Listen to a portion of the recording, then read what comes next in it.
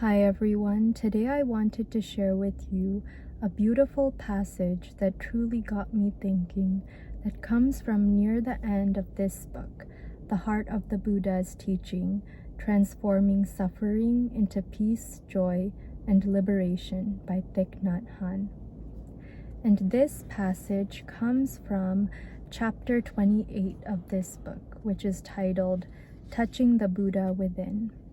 And this is the last chapter within part 3 of this book. So I'll go ahead and read the passage aloud to you now. Here it goes. Sometimes we feel as though we are drowning in the ocean of suffering, carrying the burden of all social injustice of all times.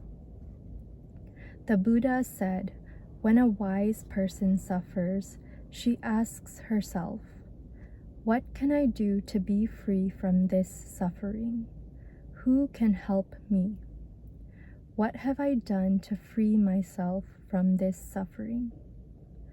But when a foolish person suffers, she asks herself, who has wronged me? How can I show others that I am the victim of wrongdoing? How can I punish those who have caused my suffering? Why is it that others who have been exposed to the same conditions do not seem to suffer as much as we do?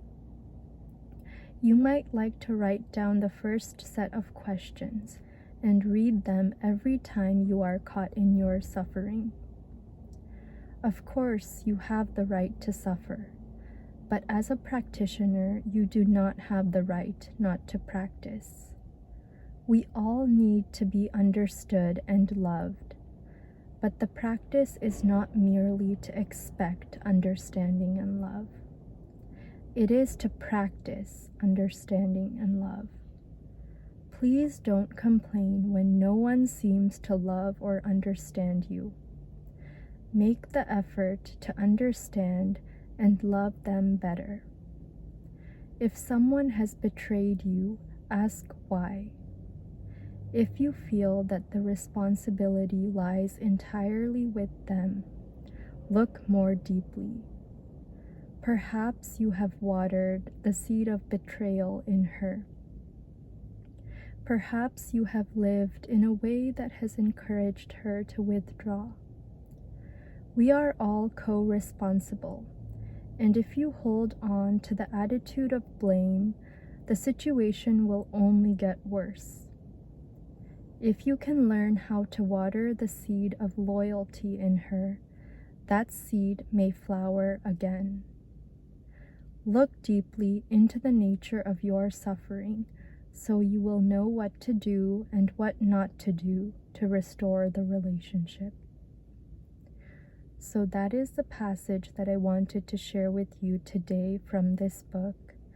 And what stood out to me from this passage in particular was the 3 questions that he says that a wise person asks himself or herself when suffering.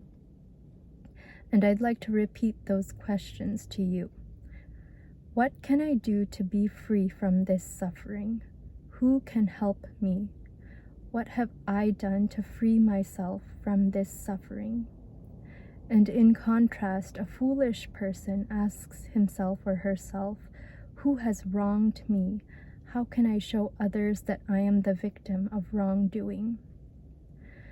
By sharing that with you, I wanted to encourage you to reflect upon what you think when you are suffering. Do you react to your suffering in a wise way or in a foolish way? Do you think of yourself as a victim?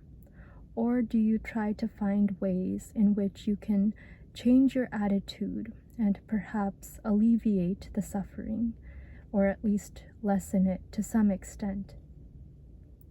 We have to learn how to not think of ourselves as victims. We have to learn how to deal with our suffering in a wise way.